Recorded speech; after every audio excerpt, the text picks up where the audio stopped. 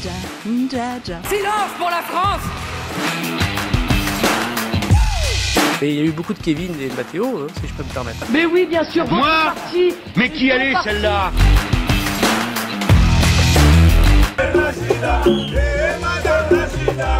Nous qui sommes sans passé, les femmes.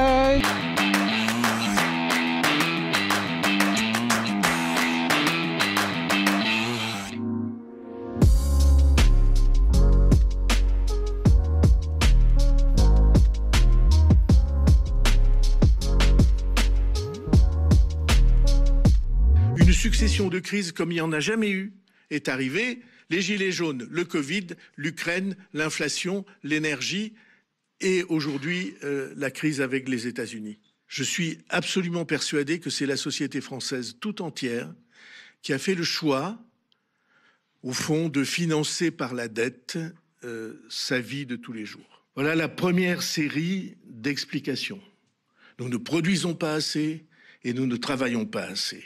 Alors finalement, responsable quand même. Responsable, mais pas coupable. D'accord.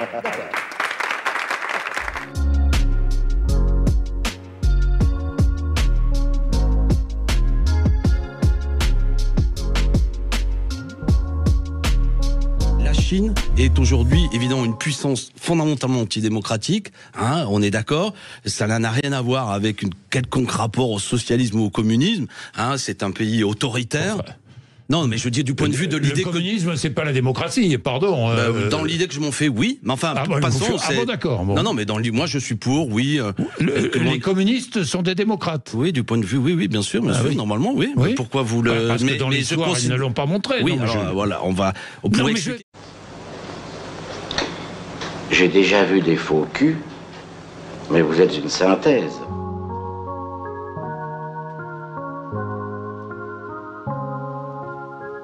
Moi, j'ai des désaccords profonds avec des gens avec qui je suis monté dans l'avion. Mais pour vous dire, ça s'est tellement bien passé, j'ai vu Retailleau manger du couscous. Donc comme quoi, vous voyez, les gens changent.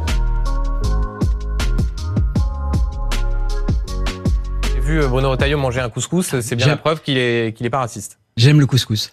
Ouais. C'est une confession que je vous fais ce soir, c'est le scoop que je voulais faire à BFM sur votre antenne, cher Benjamin Duhamel. J'aime le couscous, j'adore le couscous. On n'en attendait pas moins. Mais je retiens qu'effectivement, vous avez été interpellé par la présence de Yacine Bellatar dans cette délégation. Bien sûr, je l'ai pas vu sur le moment, mais j'ai constaté ce décalage entre la vraie réussite du voyage et puis les commentaires qui... Il vient me dire raciste à moi, je t'explique, hein, j'ai une dent de requin qui vient de Madagascar autour de moi, puis bon, j'ai même pas à me justifier, puis là, je mange dans un kebab pakistanais, tu vois, donc je suis vachement raciste, attention, hein.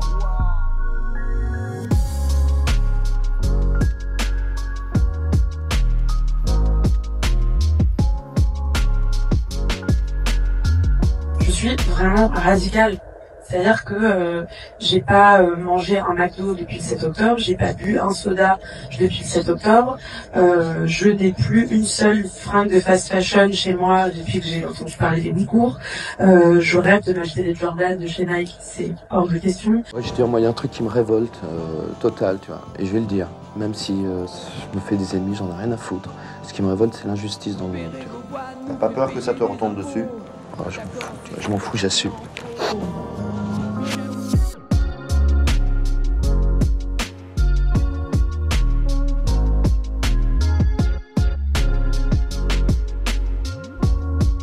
À une époque où je ne comprenais absolument pas ce qu'il racontait, mais pourtant ça m'a touchée.